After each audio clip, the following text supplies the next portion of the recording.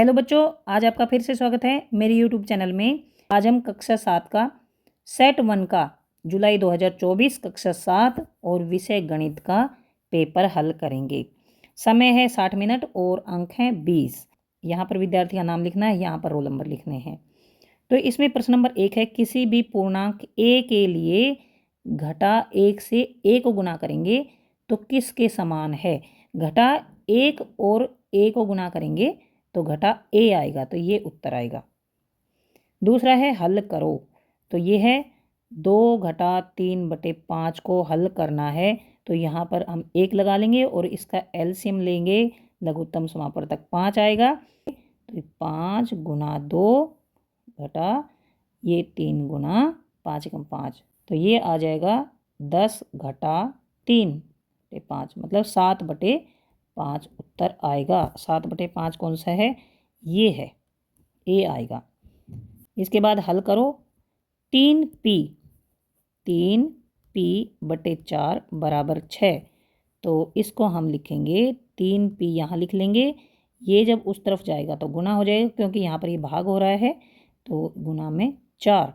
अब इसके बाद आ गया p बराबर 6 गुना 4/3, तो 3 दूनी 6 और ये आ गया 2 चौक 8, उत्तर आएगा 8। यहाँ पर सी उत्तर आएगा।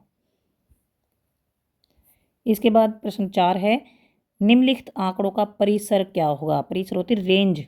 परिसर कैसे निकालते हैं, सबसे बड़ी संख्या लेते हैं और सबसे छोटी संख्या लेते हैं और उनका घटा कर देते हैं।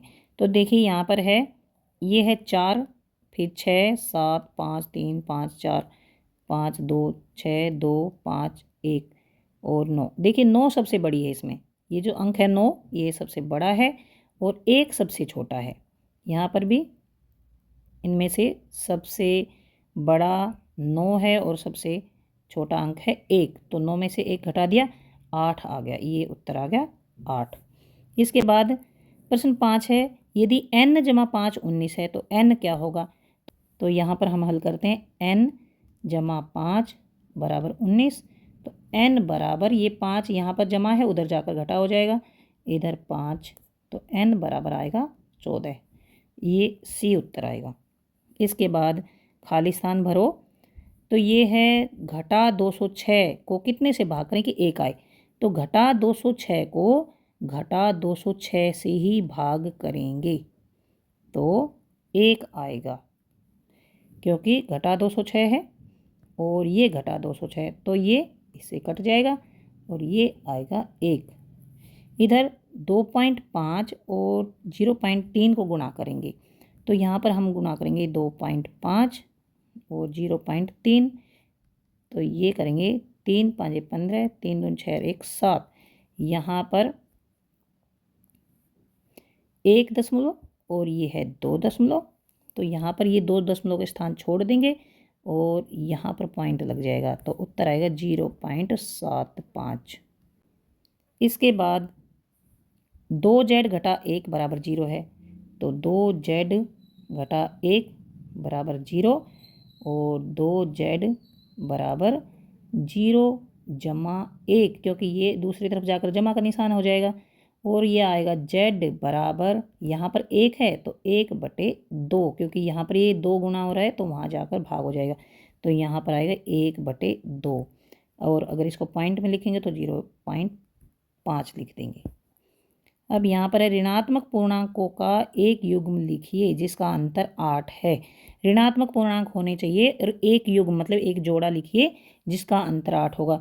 तो ऋणात्मक पूर्णांक जैसे घटा 1 और घटा 9 हो सकता है, घटा 2 और घटा 8 हो सकता है, इसी तरह से घटा 3 और घटा 11 हो सकता है, क्योंकि देखिए घटा 1 और घटा 9 को अगर घटा करेंगे तो यहाँ पर घटा 1 और इसमें से हम घटा करेंगे घटा 9, तो ये आ जाएगा घटा 1 और जमा 9, और ये इन दोनों को अगर घटा करेंगे तो 8 आ जाएगा। और जब हम ये जो निशान होते हैं इनमें से इनको जब घटा करते हैं तो जो बड़े का निशान यहाँ पर आता है, तो ये है जमा 8 को हम लिखते हैं 8।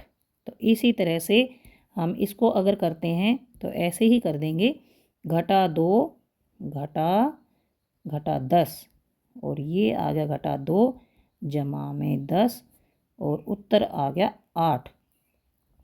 यहाँ पर n के मान के लिए हल करें तो यहाँ पर है 3n घटा 2 बराबर 46। तो इसको 3n बराबर 46, यहाँ पर घटा का निशान है तो दूसरी तरफ जाकर जमा हो जाएगा। और ये हो गया 3n बराबर 48 और n बराबर 48। यहाँ जो 3 है ये इधर नीचे चला जाएगा, 3 एकम 3, 3 छः 18। तो ये n जो है ये n बराबर आ गया 16। इसके बाद प्रश्न है, सैली ने अपने बगीचे में एक पंक्ति में 4 पौधे लगाए। देखिए ये 4 पौधे एक पंक्ति में लगा दिए हैं। 2 आसन्न पौधों के बीच की दूरी 3/4 है। आसन्न पौधे मतलब एक के बाद एक, उससे अगला। जैसे यहाँ पर ये ए है और ये बी है, तो ए का आसन हो गया बी, और ये सी है तो बी का आसन हो गया सी, और सी जो है उसका आसन पौधा हो गया डी। तो 2 आसन्न पौधों के बीच की जो दूरी है वो है 3/4। इधर बी और सी के बीच की दूरी है 3/4, इधर सी और डी के बीच की दूरी है 3/4। तो पहले और आखिरी पौधे के बीच की दूरी याद कीजिए। देखिए पहला पौधा यहाँ पर है और आखिरी पौधा यहाँ पर है।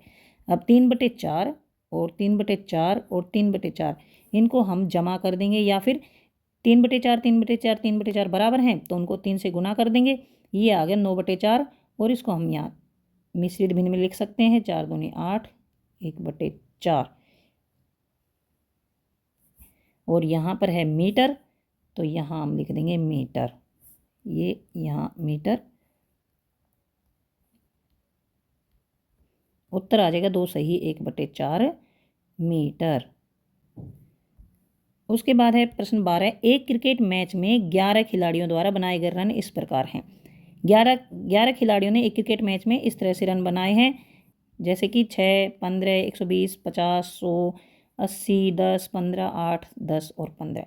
अब इन आंकड़ों का माध्य निकालना है, बहुलक निकालना है और माध्यक निकालना है। तो देखिए जो माध्य निकालते हैं वो कैसे निकालते हैं कि इन सबको जोड़ देते हैं, इन सबको हम जोड़ लेंगे। तो इन सबको अगर हम जोड़ते हैं, इन सबको अगर हम जोड़ते हैं तो 429 आता है। 429 इनका जोड़ सबका 429 आएगा। और फिर ये टोटल कितने हैं, ये है 11, 1 2 3 4 5 6 7 8 9 10 11। तो इनको 11 से भाग दे देंगे, इनको 11 से भाग देंगे तो 39 आता है। तो माध्य जो है वो आएगा 39, ये है माध्य 39। उसके बाद बहुलक निकालेंगे। बहुलक मतलब कौन सी संख्या सबसे ज़्यादा बार रिपीट हो रही है, बार बार आ रही है। तो सबसे ज़्यादा इसमें देखिए 15 आता है, 15 यहाँ पर भी आता है, 15 यहाँ पर भी आता है, 15 यहाँ पर भी आता है। औरों से ज़्यादा 15 आ रहा है, तो बहुलक आ गया 15। इसके बाद हम निकालेंगे माध्यक। अब माध्यक को निकालने का ये तरीका होता है, पहले इनमें से हम सबसे छोटी संख्या लिखेंगे। ये जो संख्याएँ दे रखी हैं, ये जो रन बना रखे हैं, इनमें से सबसे कम रन क्या है, पहले 6 लिख दिया। उसके बाद हम 8 लिख देंगे, पहले 6 फिर 8 फिर 10। 6 8 10, तो 10 जो है वो 2 बार है तो 2 बार लिख दिया हमने। 15 जो है वो 3 बार है, 3 बार 15 लिख दिया है। फिर लिखा है 50, फिर 80, फिर 100, फिर 120। अब इनमें देखिए 11 हैं तो हम इनमें से 1 2 3 4 5 को इधर कर देते हैं, और इधर 1 2 3 4 5 को इधर ले लेते हैं। तो बीच का जो बचा है ये आ गया है माध्यक। तो उत्तर माध्यक जो है वो है 15। तो देखिए माध्य कितना आया था हमारा 39, माध्य 39, माध्यक 15 और बहुलक 15 आया है। तो यहाँ तक इस पेपर का सॉल्यूशन खत्म होता है। अगर आपको समझ आ गया है प्लीज़ चैनल को सब्सक्राइब करें, अपने दोस्तों को शेयर करें, लाइक करें। Thanks for watching.